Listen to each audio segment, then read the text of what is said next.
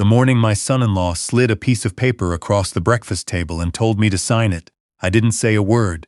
I just looked at it, then looked at him, then set down my coffee mug slowly, the way you do when your hands are steadier than your heart. He called it a household contribution agreement. $1,400 a month. Due on the 1st. My daughter was standing at the counter with her back to me, pretending to wipe something that didn't need wiping.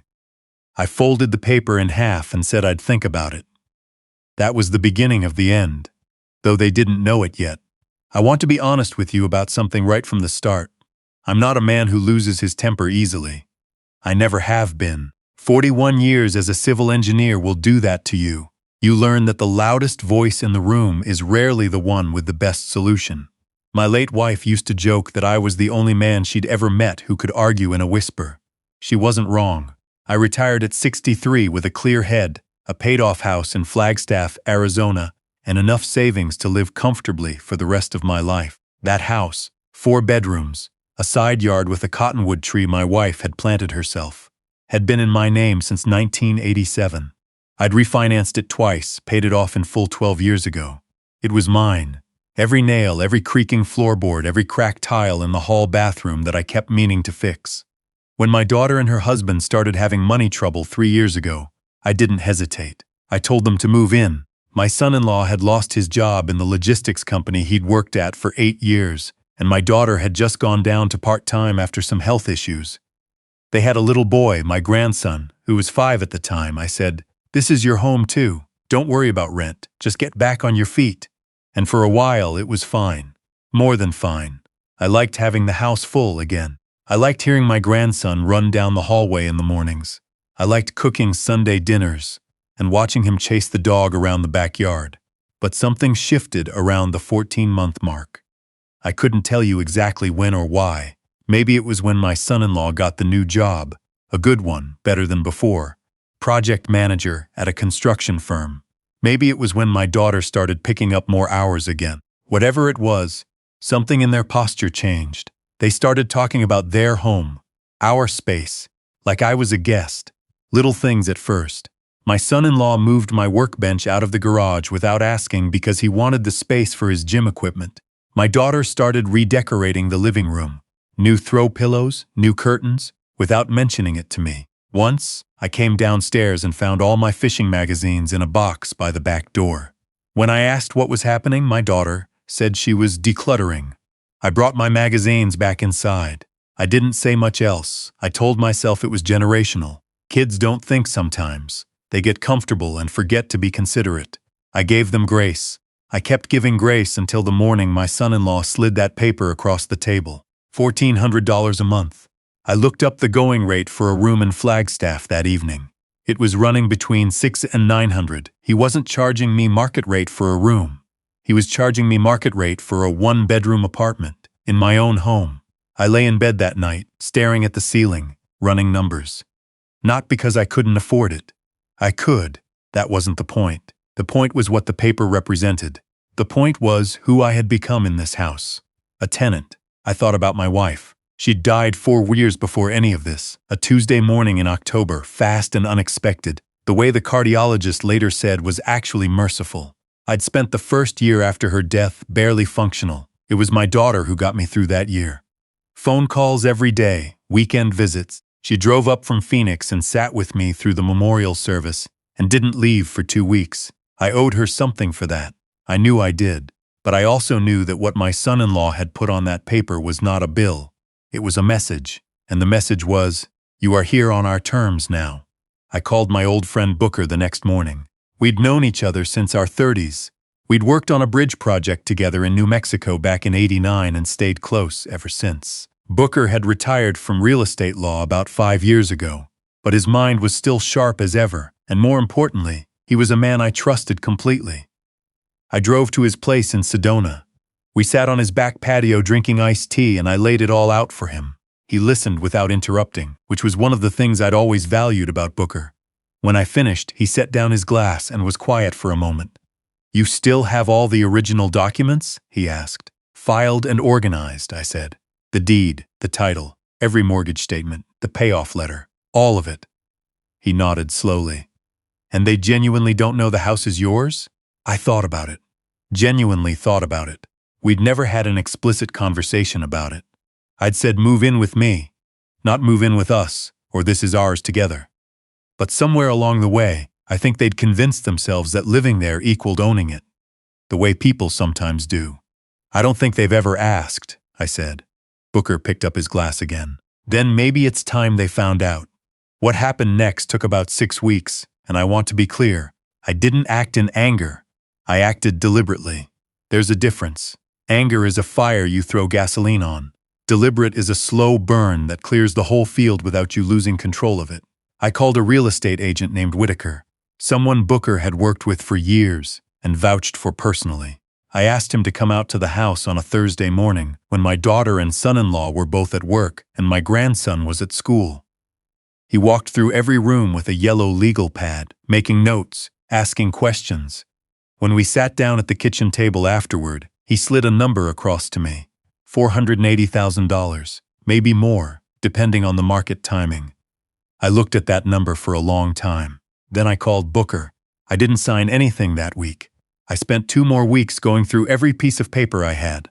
Property tax records, utility bills in my name, the deed recorded with Coconino County in 1987. I had Booker review all of it. Everything was clean. Everything was mine. One evening during those 2 weeks, I tried to have a conversation with my daughter. Not about the house, just a real conversation. She was sitting on the couch on her phone when I came in, and I sat down across from her and asked how she was really doing, if she was happy, if there was something going on that we should talk about. She looked up briefly and said, "I'm fine, Dad, just tired." Then she went back to her phone. I sat there for another few minutes. Then I got up and went to my room. I think it was that moment, more than any other, that made my decision final. Not the piece of paper. Not the gym equipment. That moment. The way she didn't even put the phone down. I signed the listing agreement on a Friday. Whitaker put the house on the market the following Tuesday. He had a showing that weekend, 2 more the week after. By the end of the 3rd week, we had an offer, $462,000. Clean offer, pre-approved buyer, 30-day close. During all of this, I said nothing at home. I went about my routine, morning coffee, newspaper, afternoon walks, helping my grandson with his reading worksheets after school. Normal, quiet. I've spent my whole career solving problems that most people couldn't see yet. I know how to stay calm while the structure is shifting underneath your feet. The night before I accepted the offer, I sat outside under the cottonwood tree my wife had planted. It was a cool evening, which is rare in Flagstaff in July. I put my hand on the bark and stood there for a while. I wasn't sad, exactly. Sad would imply regret, and I didn't have that. What I felt was something more like clarity. The tree didn't belong to the house. The memories didn't belong to the house. My wife wasn't in the walls or the floorboards. She was with me wherever I went. I accepted the offer the next morning. The close of escrow was set for a date in mid-August. 2 weeks before that date, I sat down at the kitchen table one evening after dinner. My daughter was washing dishes. My son-in-law was watching something in the living room, and I told them I needed to speak with them both. My son-in-law came in slowly, the way people do when they're not sure if something is wrong. "I want to let you know that the house has been sold," I said. "Closing is in 2 weeks. You'll need to be out by the 31st. The room went quiet in a way that felt almost physical. My daughter turned from the sink. "What? The house sold?" I said again. "I listed it about a month ago. I'm sorry I didn't tell you sooner." "Sooner? Your house?" my son-in-law said. His voice had an edge to it. Not quite disbelief, but something close. "Yes," I said simply. "My house. The deed has been in my name since 1987. My daughter looked at her husband. He looked at her. I'd expected outrage, maybe yelling accusations, but what I got instead was something worse. That particular silence that comes when people realize the ground they were standing on was never as solid as they thought. "Where are we supposed to go?" my daughter said, and her voice was quieter than I expected, almost small. "I'd suggest starting with the apartment listings," I said. "There are good options in the area in your budget, and I'm speaking with Booker. He can help you navigate a lease if you need guidance." I kept my voice even. Not cold, I want to be clear about that. Not punishing, just steady. The way you have to be when you're closing something out. "I want to stop here and address something, because I know it's the question that would occur to anyone listening. Did I leave myself taken care of? Yes, completely. This is important.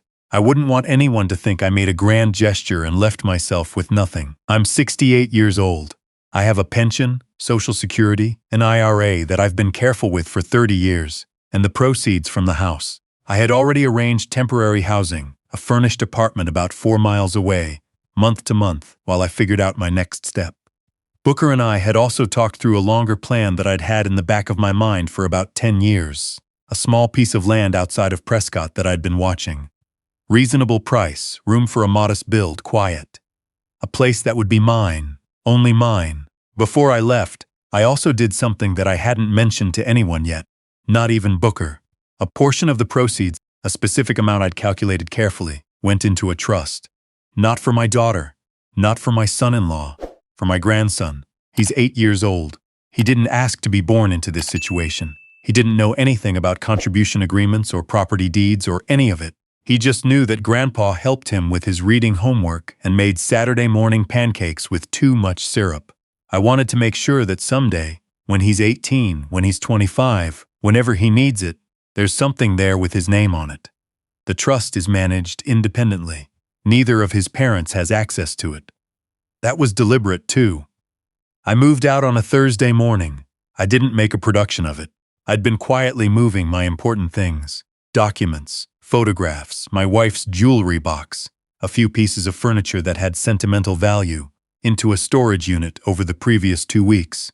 What was left fit in the back of my truck in 3 trips. My daughter came out to the driveway on my second trip. She stood there watching me load a box into the truck bed, and for a moment I thought she was going to say something real, something that would reach across whatever distance had grown between us. Instead, she said, "I hope you know what you're doing."